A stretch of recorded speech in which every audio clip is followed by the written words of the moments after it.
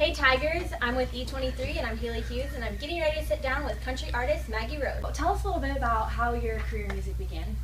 Actually, the only thing I've been doing my entire life, other than just living, is singing. So I knew at an early age that I wanted to perform and sing. Tell us about your new album, Cut to Impress. Cut to Impress was, it was like 5 years in the making, or really any artist that talks about their debut album will say it's like up to that point of life's work, because it was my introduction to my fans and me sort of establishing who I am and where I'm going. The first track on the album is a song called Preacher's Daughter, and It's one of my favorites. Thanks, I'm glad you like it. We were listening to it in the yeah, car. in the car. Well, it's a great way to set the tone for the rest of the album because it sonically establishes what we were going for with that really swampy arrangement. But a lot of people don't know that there's actually a story behind it, and sometimes I tell it at shows and sometimes I don't because it doesn't always warrant the story.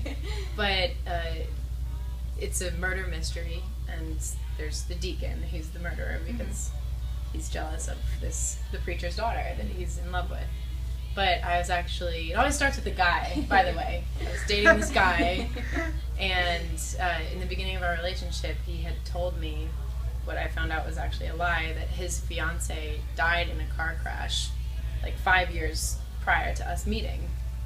And obviously he painted himself in a really romantic light, having told me this, and I was like, oh, you've lost, so it's such a tragedy, I'll fix you.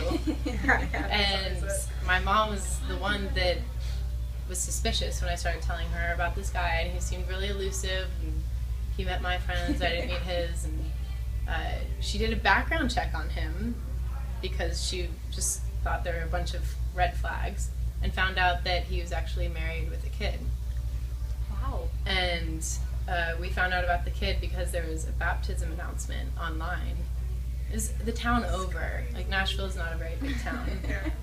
And then I called the preacher at the church where his daughter had been baptized, and he told me that not only is he married, but he's a deacon at the church as well.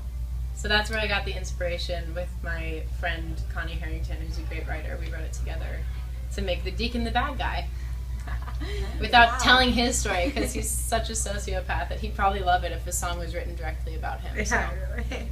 Wow. Jeez. Wow, that's crazy. That's that really one had cool. that one was really fun to write, and it took I think this is my tour manager's over there. I think this is the first time he's ever heard this story, so he's like, what? Oh my god. But you know what, he doesn't live on, but the song will, so Yeah. every now and then dating a jerk is a good thing. You're a Good friend out of songwriter. it. Yeah, absolutely. You were one of the very first artists from an independent label to hit a #1 ranking on the top 20 country countdown. What was that like? For the music video, it was, my team told me that I was going to be on the countdown, and I think they knew what position the video was going to be at. So they were like, oh, you're going to be on it, we'll all have this party, this viewing party. And the numbers kept declining. And then we're at #2 and Taylor Swift's video is on. I'm like, okay, that was a really mean prank. You got me out here to watch this countdown, and my video hasn't come on yet. It was the debut. It had never come on network television. And then it was #1. It was a fan-voted countdown. So it was pretty, I was very shocked, to say the least, because it was nice to see fans rally around something that I had been a part of. Keep in touch with me on Twitter and Instagram. My name is I Am Maggie Rose, and I'm on Facebook and all that stuff. So This has been Haley Hughes with E23.